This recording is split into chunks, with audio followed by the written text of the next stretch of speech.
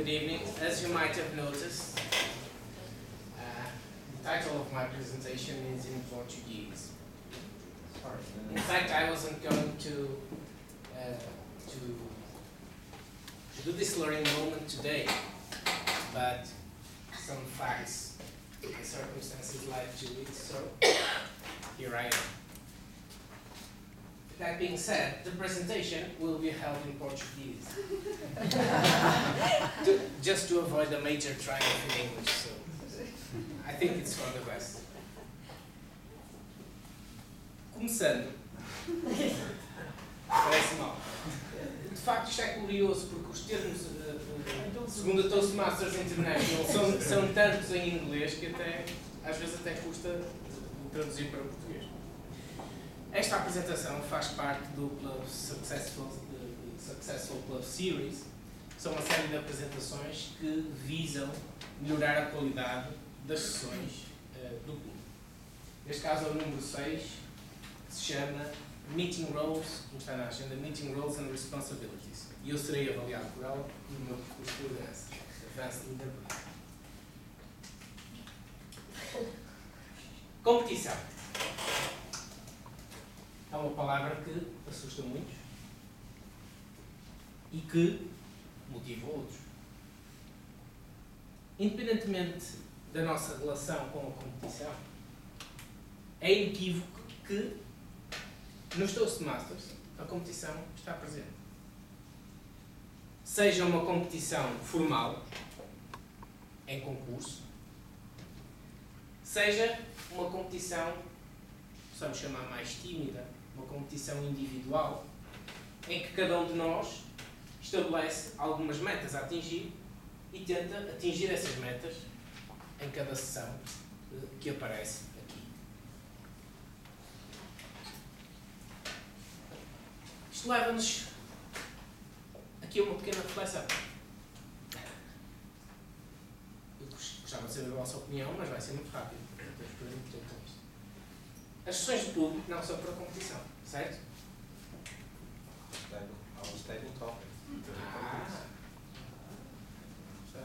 A principal função das sessões de um clube Toastmaster são melhorar, improvement. Precisamente. E por isso a questão competitiva fica sempre, não é? Nós não sabemos bem como havemos de pesar isso. E nós introduzimos, há relativamente pouco tempo, no nosso clube, esta questão de avaliar, de classificar, que é diferente, os discursos de improviso. Eu não sei até que ponto isso será bom ou mau. A competição é sempre boa, desde que seja feita de forma saudável, como é, zero. No entanto, Boa tarde. Agora, desculpa estar a interromper, mas seja uma viatura que está a estrolar aqui numa garagem, que é uma 8371 SU, uma rainha BMW. Espero que esteja a arder. É Fátima Pinto. Não sei se estará aqui. Fátima Pinto, BMW. Não é aqui, não. Não tem mão. Em frente à garagem também. Continuando, estava eu a dizer que não sei até que ponto, em relação, pesando os benefícios e o prejuízo que possa daí advir, não sei se será bom continuar com isso, ou se será realmente bom até alargar isso aos discursos. A minha opinião pessoal, já que sou aqui a falar, é que acho que não devemos alargar a questão dos prémios, por muita motivação que possamos dar, não devíamos alargá-la aos discursos preparados, porque estamos a comparar coisas que são incomparáveis. A pessoa que vem a fazer um icebreaker não terá com certeza tanto à vontade como uma pessoa que está a fazer um discurso preparado e, como tal, estar a pesar as duas coisas e atribuir um prémio é sempre muito complicado, porque não estamos balizados nas mesmas premissas. Isso também pode acontecer, para encerrar este pequeno tópico, isso também pode acontecer com os discursos de improviso, porque muitas vezes pedimos a convidados para virem cá. Já se deu o caso até numa sessão de Ouvimos, viemos, os convidados vieram todos outra vez e depois deu-se um prémio a uma pessoa que era do clube. Os convidados ficaram assim um bocadinho desmoralizados não nos lembramos sequer de ter um diploma de participação para os convidados nos discursos públicos. Também podia ser muito. Temos que pensar sempre em melhorar. Avançando, depois desta pequena reflexão, em concurso existem uma série de funções que têm de ser desempenhadas, porque os concursos não vivem só dos concorrentes, como o Luís. Obviamente precisamos de concorrentes, não existem concursos, mas precisamos de pessoas que deem suporte e que deem o apoio logístico para que os concursos possam acontecer. Temos aqui algumas funções que eventualmente possam existir em concursos de Toastmaster, como um contest chair, que será a pessoa que organiza, digamos assim, que gere o concurso. Em alguns locais tem um contest Toastmaster, que será a pessoa que explica para o público as regras do concurso, que apresenta os concorrentes e os nomes dos discursos. Temos um Chief Judge, que será a pessoa que coordena todos os judges, todo o júri que faz parte da avaliação daquele concurso. Temos os vários judges. Temos os counters, que são as pessoas que recolhem as classificações dos judges, porque eu, como referi há um bocado, um juiz, ou neste caso um júri, num concurso, não apenas avalia, mas também classifica. E são essas classificações que depois são recolhidas pelo counter, que faz as contagens finais, as médias finais, e que atribui a classificação final aos concorrentes naquele concurso. E temos também os timers, que neste caso até são 2 timers, porque o tempo é crucial em concursos, porque é um fator eliminatório. Se o concurso, se um discurso não atingir o tempo mínimo ou se ultrapassar o tempo máximo, o concorrente é excluído, é desclassificado, e por isso até existem 2 timers. Se nós pensarmos um pouco, não é preciso muito, basta consultar a agenda, vemos que existe alguma analogia entre algumas destas funções de competição e algumas das funções que fazem parte de uma sessão regular dos Toastmasters. Tenho aqui, já larguei, entretanto, com o BMW, ainda estou a pensar se o carro não é aquele.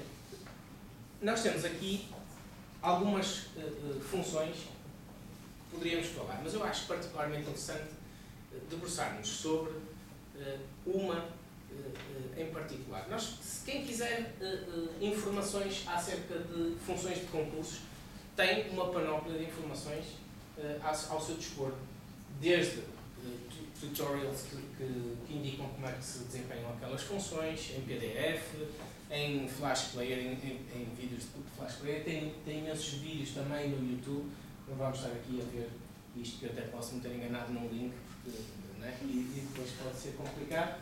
Mas, e o que eu acho mais interessante, e era sobre isto que eu queria falar, essencialmente, seria, o que eu estou aqui a falar é o que é que nós podemos aproveitar, que ideias é que nós podemos aproveitar das funções que nós desempenhamos em competição, enquanto officers, enquanto funções de competição, e trazer essas ideias para o clube. O que me parece mais interessante, assim imediatamente, será fazer uma analogia entre a função de judge, uma vez que está a avaliar discursos, e a função de evaluator, de avaliador individual de discursos aqui na sessão. À partida, são 2 funções que têm muito em comum.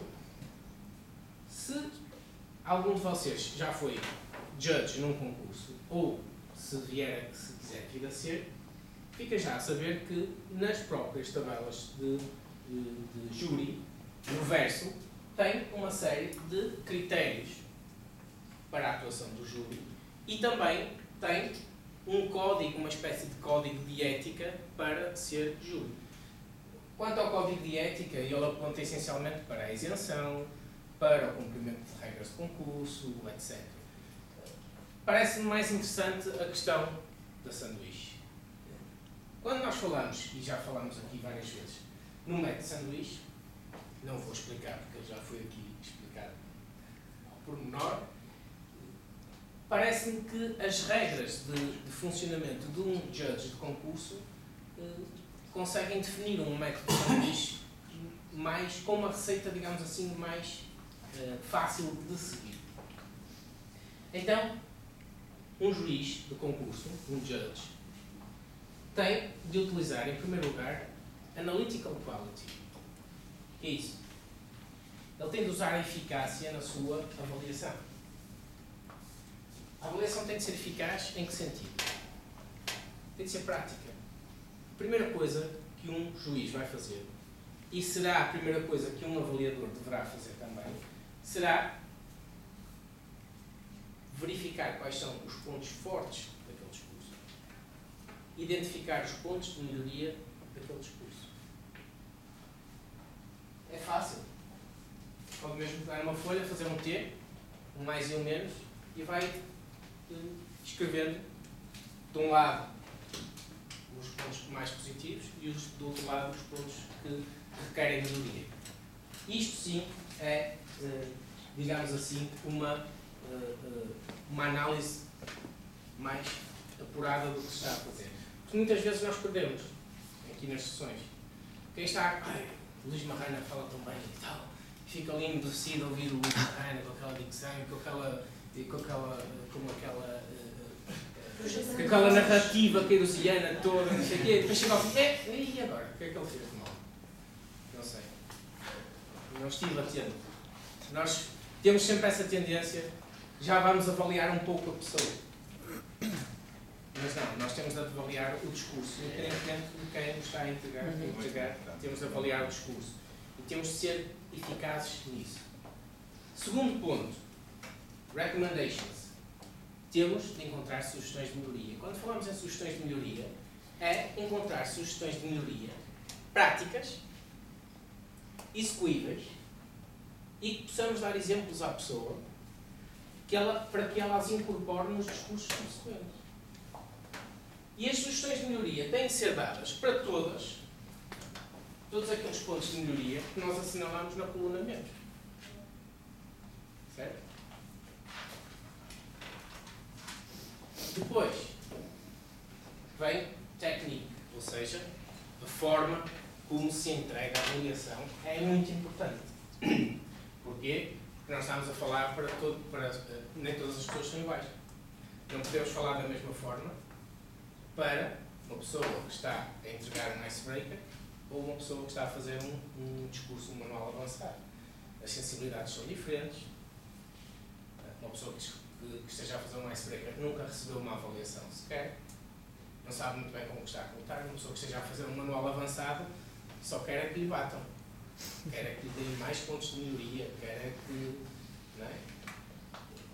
E, portanto, nós temos de ter alguma sensibilidade. Não vamos chegar a uma pessoa que fez um icebreaker, foi muito bonito o discurso, mas esquece, não é? Fazer o método das vassouras, como diz a Ana Isabel, varrer aquilo tudo para baixo da mesa, mas olha, afinal estes pontos de melhoria, fazer ali uma lista de papel higiênico. Não pode ser. E, por último, algo que já se vê muito mais frequentemente do que se via antes, noto isso, das sessões. Summation, ou seja, fazer um resumo muito breve de todas as sugestões que se deram e terminar a avaliação de uma forma mais positiva. Certo? Posto isto,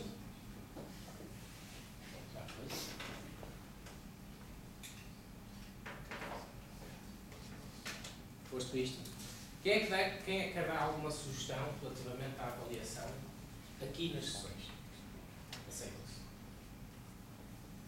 Força. Eu acho que a parte das sugestões de melhoria é onde nós podemos melhorar. Aquilo que tu disseste precisamente, que é todos os pontos negativos, eu vou chamar mesmo assim, os pontos que nós consideramos que não foram tão bem conseguidos ou que achamos que podem melhorar, darmos exemplos concretos, primeiro do que é que nós observamos e depois do que é que nós sugerimos que pode ser feito diferente. Não tiveste a ler isso, não? Aí também... Não, eu ouvi exatamente o que disseste, eu fiquei à espera de um exemplo. Eu estou a fazer a avaliação. Estou aqui a percebê-lo. É muito importante fazer isso. é das poucas coisas que ainda não vamos fazendo de forma generalizada. Apontamos alguns pontos menos conseguidos, mas depois não damos sugestões de melhoria para todos. Aí eu acho que usava as palavras do Nuno quando ele diz mais vale dar apenas 2 do que 10, exatamente. ou um ponto de melhoria, se eu for capaz de dizer o que é que eu acho que aquela pessoa poderia fazer efetivamente diferente. Exatamente. E exemplificar como. Exatamente. Luís. O maior interessado na avaliação é o avaliado. E uma boa avaliação começa por o avaliado explicar ao avaliador sempre o que é que particularmente quer ver avaliado. E ter o cuidado de, no Easy Speak, escrever algo acerca do discurso que vai entregar e, porque não, informar os colegas e o avaliador daquilo que quer ver, em particular, avaliado. Eu diria que no início deste percurso é importante ter palavras amáveis, desde o CC1 até metade do percurso em público, mesmo que depois em privado, já é outro plano, que se pode complementar isso, e se pode dizer, e sabendo falar, podemos dar excelente ajuda a quem está a fazer. Como dizia a Ana Isabel, apontar 1 ou 2 pontos de melhoria, porque depois em privado ou a seguir à avaliação que é entregue, podemos. Mas por vezes somos um bocadinho agressivos nas avaliações. Mas esse ponto já foi colocado. Os primeiros para um CC1, CC2, estamos logo ali e não há necessidade. Já aconteceu com avaliadores, só por concluir, já aconteceu com avaliadores dizer depois eu em privado digo-te mais, etc. Já, essas frases já foram usadas. Isso parece é que foi tudo com Luís.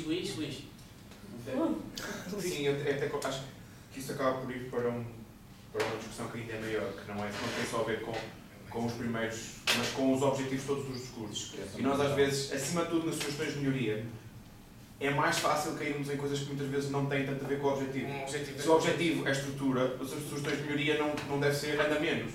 A sugestão de melhoria deve como é que tu poderias estruturar melhor este discurso que fizeste.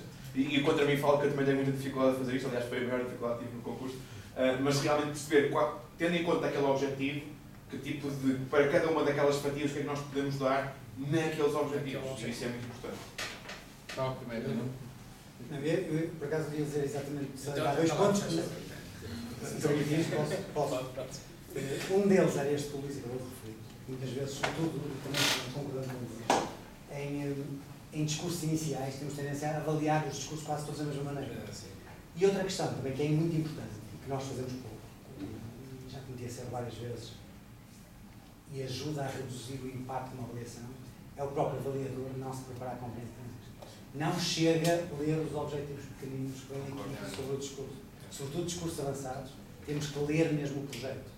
Tem aspectos particulares. Depois quem vai apresentar tem uma certa lógica de construção de discurso que a pessoa que está a avaliar, depois, e às vezes não é uma conversa, também cabe à pessoa que vai apresentar antecipadamente enviar a informação. Isso é importante.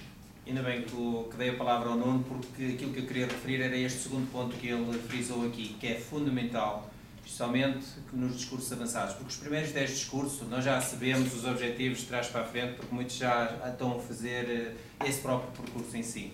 Mas existem 15 manuais avançados, cada um com 5 projetos. Alguns deles são revistos e atualizados.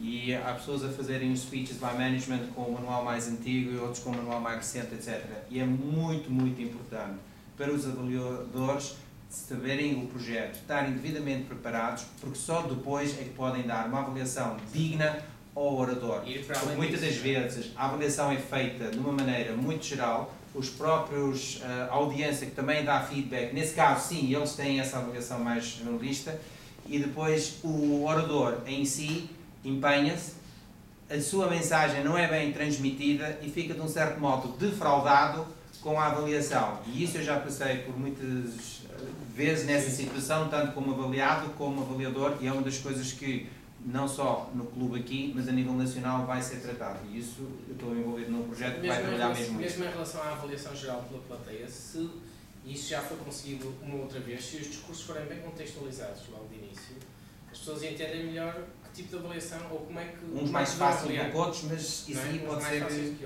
Mas é muito importante que o avaliador esteja por dentro. Eu acho que aproveitava para voltar ao início, porque tu começaste com a ideia do concurso, eu acho que foi brilhante de colocar essa analogia, e se calhar eu voltava ao início, que é, recentemente houve o concurso de avaliadores dos discursos. Acho que, agora quase na minha qualidade de presidente do clube, isto é sentado, que é, sim, é verdade, porque acho que conseguimos tantas coisas importantes este ano e a evolução tem sido tão positiva que acho que depois chegar a um concurso.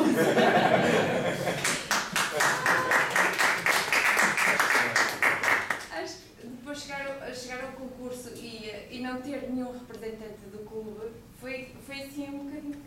Custou um bocadinho. Mas ela é metade nossa. E depois, e chegar, acho que fazer este exercício aqui de forma mais consistente, mais intencional, de avaliadores, acho que nos pode preparar também para estas situações de concurso, porque não são fáceis, não é? O Luís esteve agora, pode-nos dar, e daqui a bocadinho vai-nos dar a sua experiência, mas não é fácil mesmo. Se aqui é difícil, imaginem em competição em que quais os objetivos do discurso? Não há objetivos para ninguém, não é? Então, o discurso ali está avançado. Porque esse ponto, nos concursos, na posição agora, não de júri, mas sim de concorrente, que são coisas diferentes, o concorrente tem um discurso padrão, no qual está a avaliá-lo. O discurso até pode estar a cumprir com os objetivos, mas ninguém o sabe. Tem que ser visto no seu geral. E, além do Luís Simões, que está aqui quase como membro deste clube, mas pertence a um clube vizinho, ele usou uma técnica que foi um colega nosso deste clube que teve o cuidado de contactar com o ex-campeão europeu, Mel Kelly. O Mel Kelly é uma pessoa espetacular que disponibilizou não só o formato como ele faz as avaliações, mas como também uma avaliação que ele tinha devidamente gravada. Esse colega nosso teve a honradez de o partilhar com outros colegas para o concurso do clube aqui no dia 8 de abril.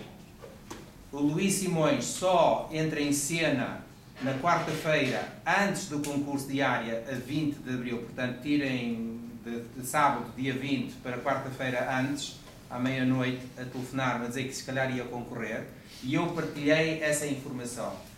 O Luís teve a oportunidade de estar mesmo com o Mel Kelly este fim de semana em Antuérpia e partilhou essa informação. Portanto, eu acho que uma pessoa que merece uma grande salva de palmas e de pé é o Nuno Faria, que partilhou essa informação.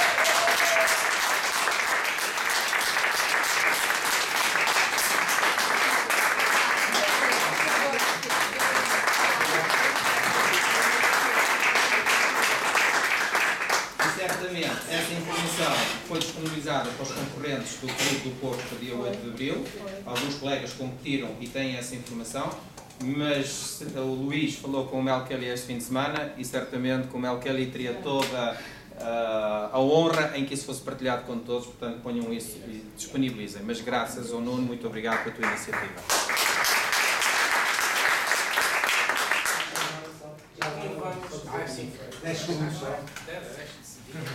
Eu sempre entendi a maior parte dos concursos como um complemento do que fazemos aqui. Portanto, nós aqui estamos a concorrer, não especificamente para ninguém, estamos a dar o nosso melhor, às vezes melhor, às vezes menos bem, mas por isso é que temos uma validade para corrigir.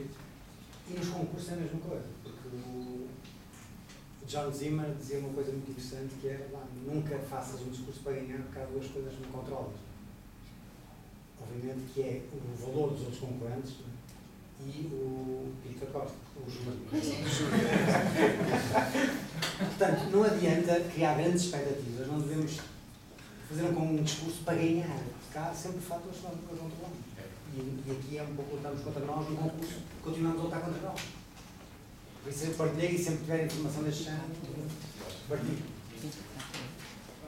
O tempo já descambou, mas aproveitando esta deixa aqui, que é importante, nós estamos a ver agora o aspecto do lado do concorrente, mas também temos que ver pelo lado do júri e ter em conta que o júri não está a avaliar, mas está a pontuar um discurso e relacionado com todos aqueles critérios que o Pedro tem do lado esquerdo, há uma pontuação que no total dá 100 e é baseado nisso que o júri pontua. Eu ia falar isso, mas depois fiquei sem tempo. Podemos concluir então. Se me permitir, isto foi completamente canibalizado. Não, mas é importante. Normal, este André, acho que é não, possível não, fazer não, isto assim. Ganhamos todos. Conseguiste variar o time. É um leve. Acho que as cores já perderam. Como nós estávamos a falar em avaliação e transpor, ir beber um pouco aos conhecimentos de quem desempenha funções de júri em concurso e trazer isso para o clube para tentar melhorar as sessões, lembrem-se então sempre destes preceitos. Lembrem-se do método de sanduíche. Lembrem-se da receita para o método de sanduíche. Mas, como em toda a boa cozinha, utilizem a vossa imaginação e o vosso toque pessoal para tornar o sanduíche ainda mais maravilhoso.